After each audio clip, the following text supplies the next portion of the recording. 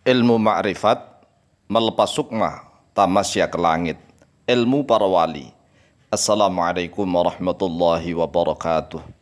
Bismillah walhamdulillah wassalatu wassalamu ala rasulillah Sayyidina wa maulana Muhammad ibn Abdillah wa ala alihi wa sahbihi wa mawalah wa la hawla wa la quwata illa billah amma ba'd.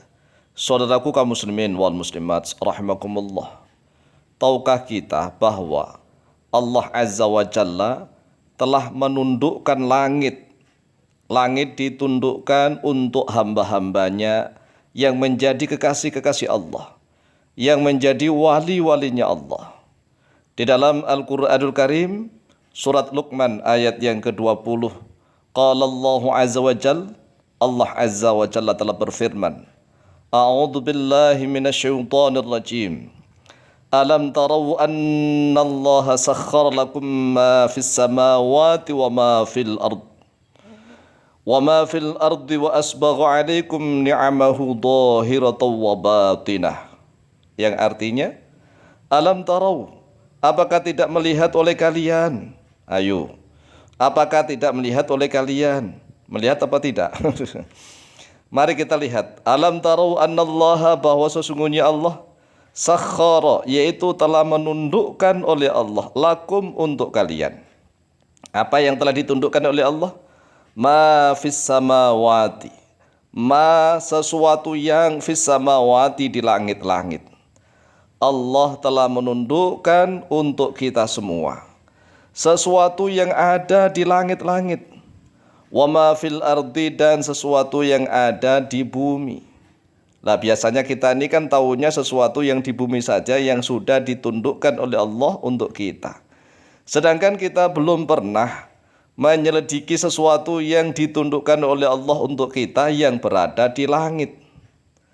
Wa asbagha alaikum, dan telah menyempurnakan oleh Allah, telah melebihkan oleh Allah alaikum, atas kalian, ni'amahu, pada nikmat-nikmatnya itu, dhahiratan wa batinah, yang nampak maupun yang tidak nampak, yang kelihatan maupun yang tersembunyi. Coba, ayo mari kita renungkan.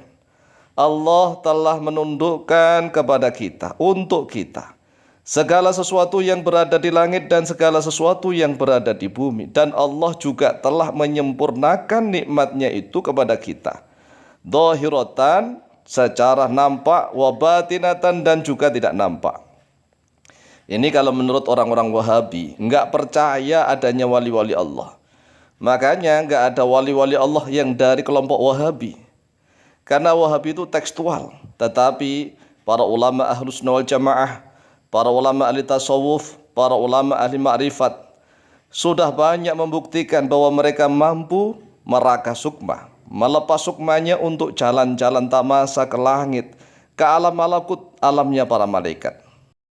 Wa qala Allahu jalla dzikruh fi suratil Jathiyati, dan Allah Azza wa Jalla telah berfirman di dalam surat Al-Jathiyah ayat yang ke-13. Wa sakhkhara lakum ma fis samawati wa ma fil ardi jami'an minh inna fi dzalika laayatin liqaumin yatafakkarun. Yang artinya, wa sakhkhara, dan telah menundukkan oleh Dia Allah, lakum, untuk kalian, ma fis samawati, sesuatu, segala sesuatu yang ada di langit-langit, wa ma fil ardi, dan sesuatu yang ada di bumi, jami'an, semuanya, minhu, darinya. Ada yang baca minnah. Inna fi dzalika, sesungguhnya di dalam hal itulah, ayatin, yaitu sungguh-sungguh sebagai tanda-tanda kekuasaannya Allah, liqaumi yatafakkarun, bagi kaum yatafakkaruna, yang mau bertafakur oleh mereka kaum. Saudaraku kaum muslimin wal muslimat rahimakumullah, sekarang mari kita jelaskan secara rasional, secara logis.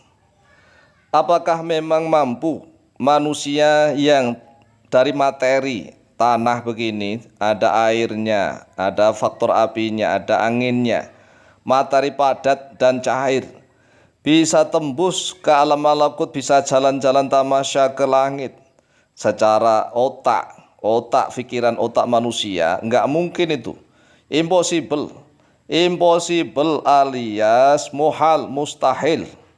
Tetapi kalau kita mau mendengarkan penjelasannya secara rasional, maka insya Allah kita akan paham. Perhatikan. Al-insanu minal jasadi wan nafsi war ruhi. Al-insanu manusia, minal jasadi yaitu terdiri dari jasad, wan nafsi dan nafsun, jiwa, war ruhi dan ruh nyawa. Jadi yang namanya manusia itu terdiri dari 3 komponen pokok. Yang pertama jasad, raga. Yang kedua nafsun, jiwa atau sukma. Yang ketiga roh, nyawa, raga, sukma, nyawa. Perhatikan. Faidha kharajatin nafsu minal jasadi lam yamut. Lalu apabila keluar oleh sukma atau jiwa, keluar dari jasad, lam yamut maka belum mati oleh diaman, oleh insan itu.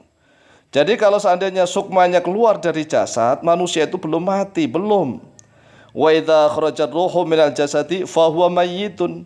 Dan apabila ruh itu telah keluar dari jasad manusia, fa huwa mayyitun maka bermula insan, manusia itu mayyitun, yaitu orang yang mati. Perhatikan, kalau ruh itu yang keluar dari jasad maka manusia mati. Ruh itu nyawa. Tetapi kalau sukma atau jiwanya yang keluar, maka manusia belum mati. Karena apa? An-nafsu muharrikatul jasadi. An-nafsu muharrikatul jasadi, nafsun itu, jiwa itu penggerak jasad.